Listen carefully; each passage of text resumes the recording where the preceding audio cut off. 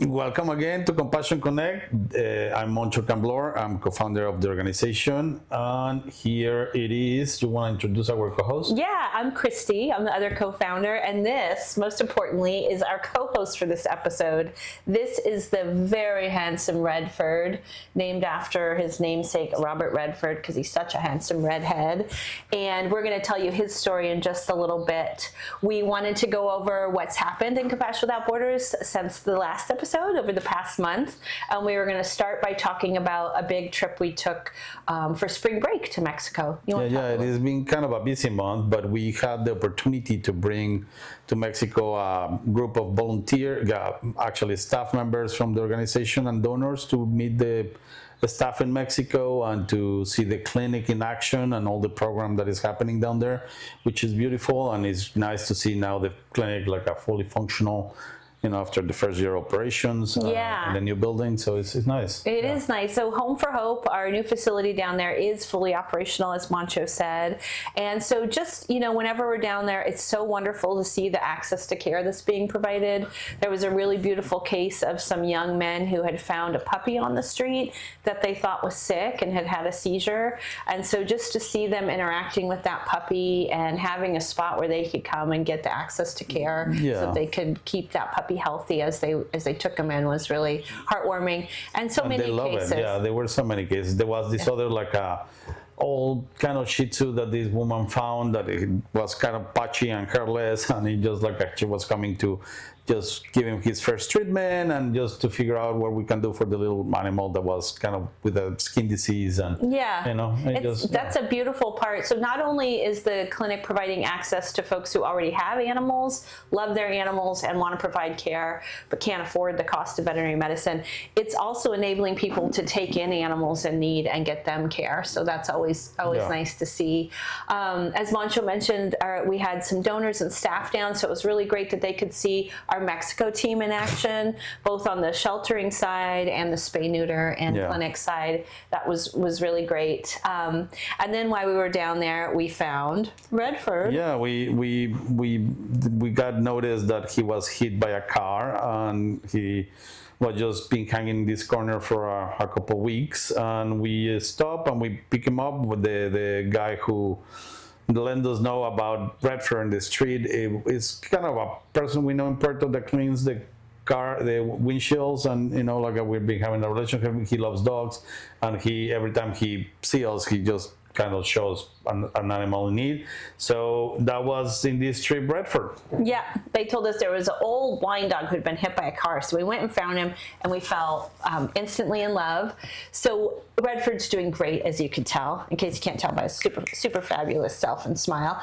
He's one of our fosters. We're still also fostering Fern, who was in episode 1. And she's just about done on the mend, but she has a little bit of healing to go. And Redford has just started his journey.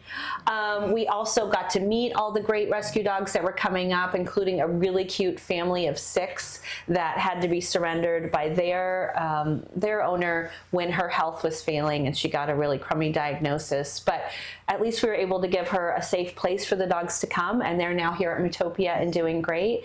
And then how did we end the trip, Moncho? Well, we ended the trip early in the morning and getting to come back to California with a van full of dogs, 31 and one cat, or 32? 32 and a cat. 32 and a cat. And, it was always a long journey with them, but they are always super great and troopers in the ride. We sleep again with them in the van and get close to them.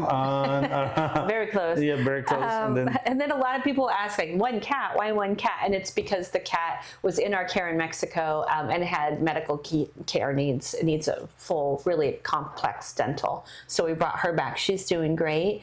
We landed at Mtopia, greeted by our usual wonderful staff and volunteer, and able to empty the van and get them settled in here.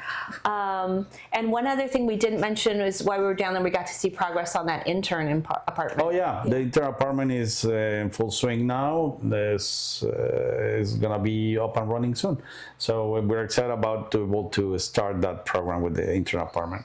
And the final thing from the trip was we did have 2 love at first sight experiences. Yeah, we had a really cute white scruffy puppy who's now Chester A. Arthur was fallen in love with when he met Dave, one of the people that came down with us. And then we had darling Kahlua, a puppy rescued from a very remote area in Mexico with a very loud heart murmur that was someone fell in love with her. It's not hard to see why. Yeah. And she was actually just seen at UC Davis cardiology department the day before yesterday, and we're moving her towards getting a procedure that will help her to live a much longer life than she would have without that advanced treatment. So that was kind of cool. Yeah. 2 matches made.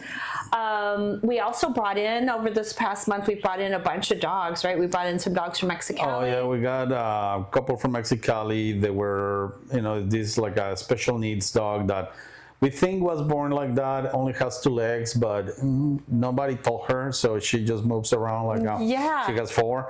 I just saw a video yesterday from the foster home where the dog hops up onto the couch. Yeah, Incredible. Yeah. And a sad, starving pug. Oh yeah. This is all from our and the friends. Frenchie also pretty messed up. Yeah. And this is all from our friends at Patitas Callejeras in Mexicali, wonderful partners that get some really in-need animals, and we're always happy to help with their medical cases. And speaking of medical cases, we also took in a couple from the Central Valley. We brought in Ned, who's a mangy guy that we were able to save thanks to Fresno Humane and also to the Center for Animal Protection and Education that is going to be helping us place him once he's up and mended. And little Lilo is cute, darling little tiny Frenchie that has masses all up and down her ear canals and is going to need some pretty advanced surgery for that, but she's doing great in our care so far. And then what I realized is that we also took in a bunch of cats from a local, a couple different local rescuers in Puerto. Many people don't realize we rescue cats, but we do. Part of our Home for Hope has a whole section for cats. Cats area, A lot of them are adopted out locally, and many of them transferred to our partner Halo in Phoenix. And this last transport we did brought it up to 311 cats that we've placed through. Yeah, it's kind of amazing. You want to talk about any of our adoption events that we had over the past couple? Well, we get a lot of animals. We need to find them home. So we did a couple adoption events. The one here in the shelter is always really successful. People like to come and the adoption events. And how many we were placed? Like a 12 of them? 10. Yeah. 10 of them that day. And it was a great adoption event. There were some hard to adopt dogs that we were able to find them a home, which is really excited.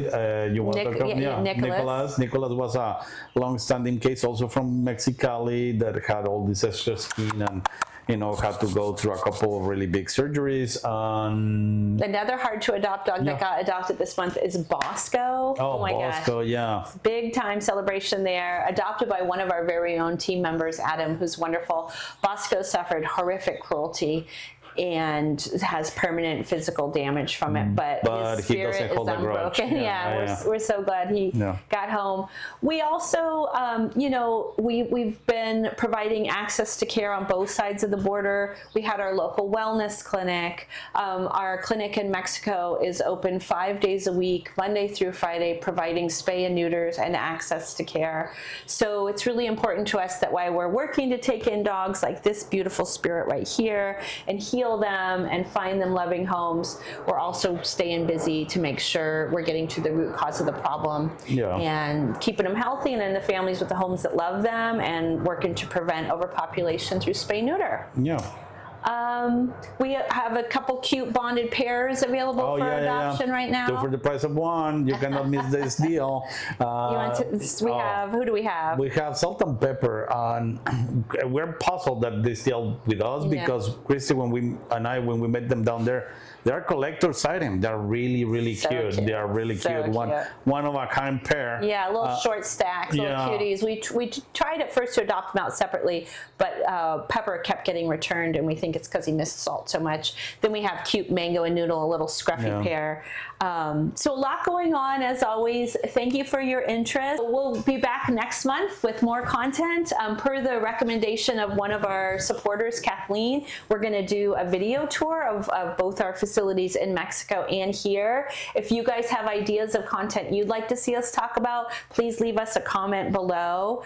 And if you'd like to help us out and let us know that you're appreciating these video clips, please support what we do by subscribing to our channel. Yeah, it's someplace there, up there, down there. Just click the subscribe, helps us spread the word. Yeah. And and just share the video. Yep. Like and share the video. Thank you everyone for tuning in to the second episode of Compassion Connect. Bye-bye.